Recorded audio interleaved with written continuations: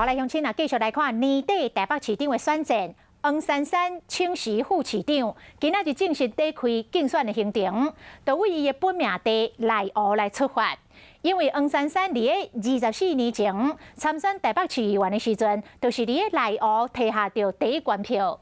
啊，另外一边，陈市长一透早就到第一果菜市场来拜票。这是我雅婷他从来没有这么早起来。甲赖湖的选民提倡，黄珊珊请辞了后，第一场竞选活动来到赖湖，嘛还能看到伊的笑容。在内湖24年前参选台北市议员，拿下了第一高票，我非常感谢内湖南港的选民。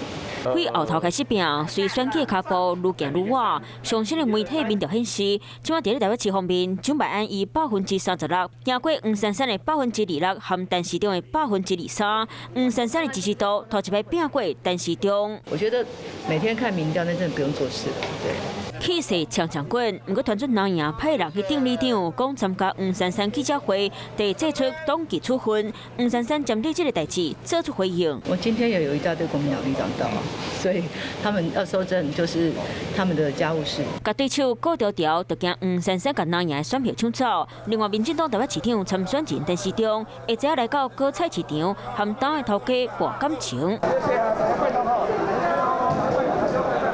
签名握手，人气强强滚，为基层甲百姓小招梦，毛大家看到因拜票的情。